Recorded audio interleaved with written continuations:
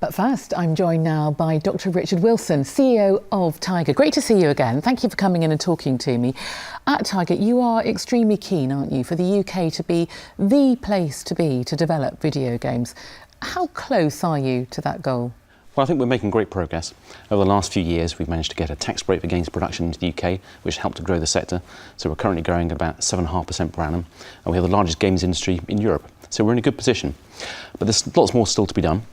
And I think the best way in which Tiger can grow the sector to make us the best place in the world to do games business is primarily by focusing on the government, lobbying ministers, lobbying Parliament to encourage them to create a sector, create an environment that is good for the growth of the video games industry. And then I think also we need to articulate a positive message about the sector in the media. We need to show that it's a good place to work, a good place to invest in, and a good place to set up and grow a business.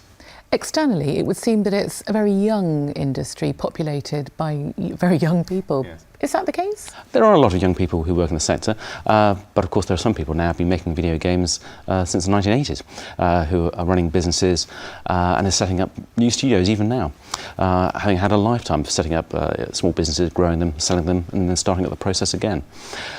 One of the things we need to do at Tiger is to encourage more people to get into the sector, and so we do that partly by publishing good information about where you can study video games courses, how to get into the sector, and also by working with universities. So we run an accreditation programme which highlights the very best games courses in the UK, and that shows employers and prospective students where's the best place to study to get a career in the sector. So we're helping to get the next generation into the games industry.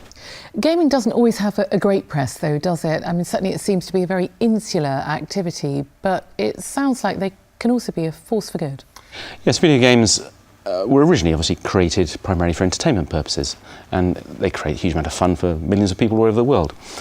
But it's lovely that video games also have spin-off advantages. So games are used in education, for example. Games are being made to help children learn their times tables, to learn to read, for example. Many businesses use game content to train their staff. Companies are using virtual reality technology to help their staff learn and experience real-life situations in an experiential sense. And games are also used in health. So, for example, London South Bank University, they encourage their students to create games that are then deployed in hospices around the country for terminally ill children.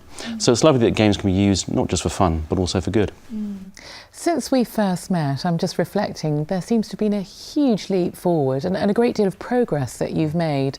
But I'm sure you're not happy with the situation right now, and I'm sure you've got great goals and plans for the next 5 years. So what might they be? Yes, I mean, we think we're the best place in Europe to develop video games, but we want to be the best place in the world to create video games. So over the next 5 years, we want the sector to grow in terms of employment by 40%, and want the studio numbers to grow by over 60%.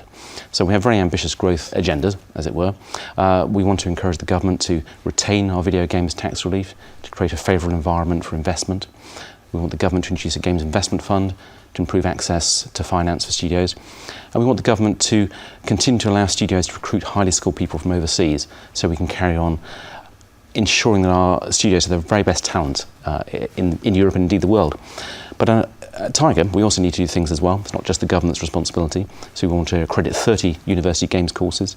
We want to benchmark training and investment in the sector to show studios the best approaches to investing in their staff.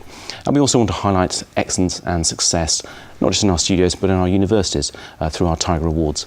So we have a very ambitious agenda for the years ahead. And we certainly look forward to following your progress. Thank you very much indeed. Thank you.